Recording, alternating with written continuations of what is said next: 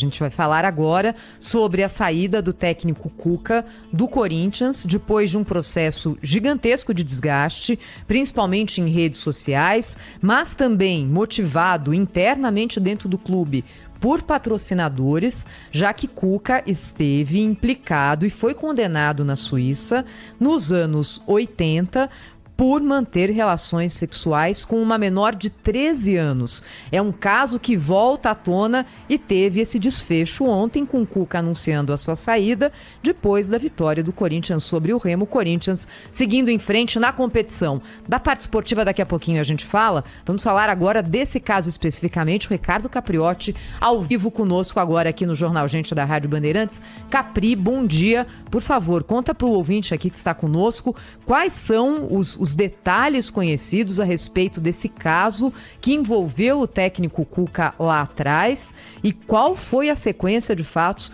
que levou à saída dele do Corinthians durante essa madrugada. Oi, Thaís, bom dia a você, ao Cláudio Humberto, ao Pedro, bom dia a todos. Bom dia. Pois é, na verdade, né, nem o Corinthians, nem o Cuca imaginavam que isso poderia ganhar a repercussão que ganhou, mas aparentemente menosprezaram a força da torcida corintiana. E uma boa parte da torcida do Corinthians relembrou esse episódio do Cuca. E aí acho que é importante a gente dizer o seguinte, o Cuca aparentemente criou na cabeça dele um fato que ele veio trazendo ao longo dessas décadas, desses 36 anos, desde que aconteceu esse crime lá em Berna, na Suíça. Ele aparentemente criou um roteiro de que ele não tem culpa do que aconteceu. E agora ficou muito claro, revirando esse episódio de 36 anos atrás, jornalistas que foram em busca desse episódio, e aqui eu destaco o Adriano Wilson, um jornalista do UOL, que conversou com o advogado de defesa da vítima desse episódio e que confirmou, não é? Algo que a gente já sabia, que ele foi condenado lá atrás a quase 2 anos de prisão, isso era sabido, mas o que não se sabia eram alguns detalhes, como, por exemplo, ter sido encontrado material genético do Cuca no corpo da moça. Não é? Então, quando ele diz que não teve nada com a moça, que não fez nada,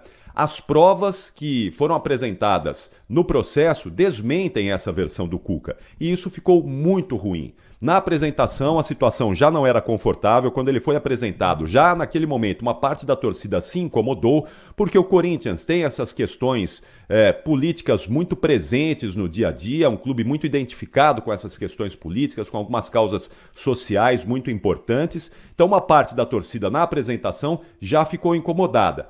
E na apresentação ele voltou a confirmar essa versão que ele sempre apresentou nos clubes pelos quais ele passou e que passava despercebido para muita gente. Não é? Ninguém procurava saber daquilo se era exatamente o que tinha acontecido, e dessa vez foi diferente. Com a pressão da torcida corintiana, o caso foi rememorado e comprovou-se que o Cuca, além de ter sido condenado por ter participado de um crime de estupro contra uma menor de 13 anos de idade, houve também um encontro do material genético, que desmonta qualquer versão que ele diz, olha, eu não fiz nada, não tive nada a ver com isso. Não é verdade, não é fato. Então, isso acabou ganhando um tamanho muito grande no Corinthians nas últimas horas.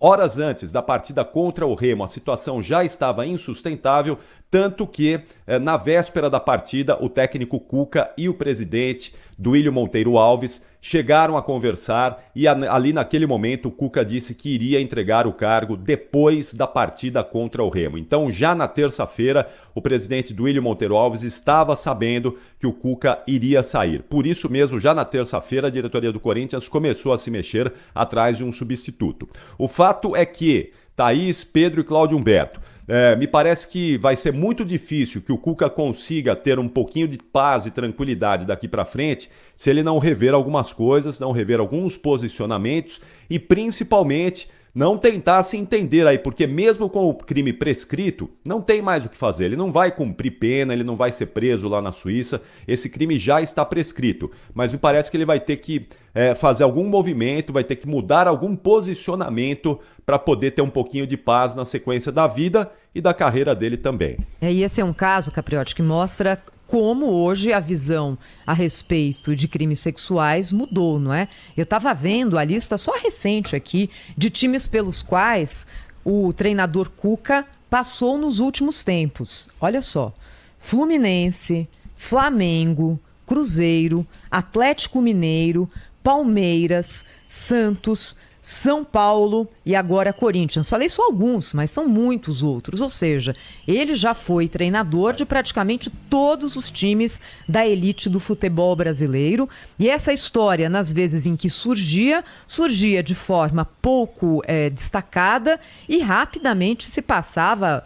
Vambora, esquece isso, o que importa é o resultado. E dessa vez não foi.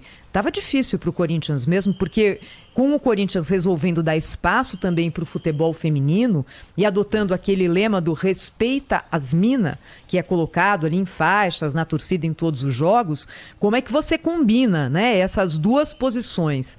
E tem uma outra questão hoje também, não é? Capri, Pedro, Cláudio, ouvinte aqui da Rádio Bandeirantes, que é o fato de que o anunciante, que coloca muito dinheiro em todos os clubes, e no caso do Corinthians também, é claro que não quer ver a marca dele associada a qualquer coisa que faça qualquer tipo de menção à agressão sexual. Isso antes não era colocado em pauta e hoje é. Acho que as coisas mudaram bastante, né? Eu acho assim, o Capriotti, você podia confirmar qual a idade do Cuca na ocasião? Porque isso foi nos anos 1980. Acho que 26 anos, viu? Porque 26. A gente faz... Ele tinha 23 anos. 23. Foi 23 para 24. 23. O Cuca nasceu em 1963, então ele tinha 23 para 24 anos ali. Ele já não 23... era mais... Ele até chegou a dizer na coletiva, eu era um piá, não é? Não, ele não era um piá, ele era já um homem, não é? Ele já era um homem formado, jovem, claro, isso... um homem jovem, mas era um homem já de 23 anos de idade. O ponto que eu quero chegar é o seguinte, isso aconteceu lá atrás, né? Porque quando a gente lê a notícia, quando a gente se depara com o assunto, a imagem que a gente tem do Cuca é de um homem velho, né? É de um homem velho que é esse que a gente conhece, o treinador de clubes, né? Passou por todos os clubes, que essa lista imensa aí sobre a qual a Thaís falou, e assim, em que medida isso aconteceu porque o Cuca chegou ao Corinthians, né? Eu vi manifestações, todos vimos, né, manifestações de alguns corintianos, mulheres também corintianas, etc., contra isso, indignadas e tal. Mas o fato é que, assim, por mais horrendo, e foi mesmo, né? Foi mesmo. Acho até que ele pegou uma pena lá na Suíça menor do que o caso aparentemente exige, né? E não cumpriu, não é, Cláudio? Porque veio na sequência para o Brasil e o Brasil não extradita nacionais, né? Mas ele ficou preso lá um mês, etc., né? Eu tenho a impressão que pegaram leve com ele lá, né? Porque se ele não saiu, não pulou o muro da prisão, pegou um avião e veio embora, né? Isso. Meio que deixaram que isso acontecesse. É preciso lembrar essa condição, né? O fato de, se ele de alguma maneira pagou pelo que fez, aí, enfim, dá até para discutir, né? Porque afinal de contas nenhuma pena é eterna. Mas se ele não pagou pelo que fez, agora eu acho que ele acaba merecendo tudo isso porque está passando, né? Agora, me impressiona exatamente isso. O Cuca passou anos no Atlético Mineiro recentemente, no Santos, em diversos times do futebol brasileiro e ninguém falou nada. Aí quando assina contrato com o Corinthians, aí vira um problema, não é? Eu fico muito impressionado com isso, porque essa questão do Cuca é uma questão latente, né? Todo mundo sabe disso, todos sabemos disso há muito tempo, mas só ganhou mesmo dimensão e essa importância toda porque ele virou treinador do Corinthians. Simples assim. Tem outros elementos aí para além da indignação que é de todos nós, de que um sujeito já adulto tenha cometido esse crime contra uma criança, né? Aqui no Brasil, por exemplo, cometer um crime dessa natureza, nem precisa chegar às vias de, né, a consumação do ato, mas aqui no Brasil qualquer coisa menos do que isso já é considerado estupro de vulnerável. Não sei como é que é a legislação da Suíça, mas aparentemente pegaram leve com ele lá. E aí, Ricardo Capriotti? Pois não, Capri, vai lá. Não, acho que a gente pode até ouvir um pouquinho aí do Cuca, logo depois do jogo, né? A manifestação dele. A gente, na sexta-feira passada, que foi feriado, foi o dia da apresentação do Cuca, quase uma semana, e ele falou muito e mais uma vez negou, não é, todo o envolvimento no caso, disse que não teve absolutamente nada a ver, que não lembrava de quase nada, tinha poucas lembranças do fato.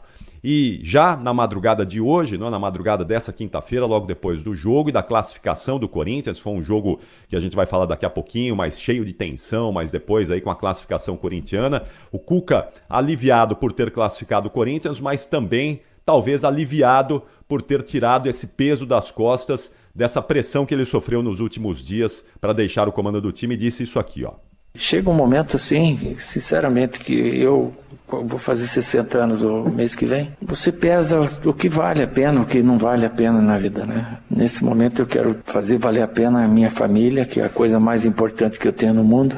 Eu não esperava essa avalanche que ocorreu aqui, eu não esperava. São coisas já passadas há muito tempo e ressurgidas hoje como se aconteceu ontem. Eu fui julgado e punido pela internet, entre aspas, né?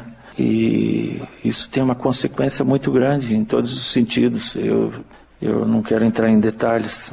Então eu saio nesse momento, não é por o que eu queria, lógico que não é o que eu queria, você espera uma vida inteira para estar aqui e daí você sai dessa forma, mas é um pedido, é de minha família. O que sugere que ele estava recebendo ameaças, né, Capriotti? É isso que ele está dizendo, né? Ele não deixou claro, mas a família estava sendo ameaçada. O que também não é a atitude correta nesse caso. Ninguém deve fazer justiça com as próprias mãos e até mesmo ficar ameaçando a família do treinador, que nada tem a ver com o que foi feito por ele no passado. Então, também são criminosos esses que agiram dessa forma em relação principalmente aos familiares do Cuca, né? Claro, qualquer ameaça é crime. Se houve uma ameaça, o Cuca deve denunciar e a polícia deve ir atrás dessas pessoas. Eu fico com a sensação de que o Cuca, ele já anteontem, ele havia emitido uma nota dizendo que o caso está entregue aos advogados, inclusive advogados suíços.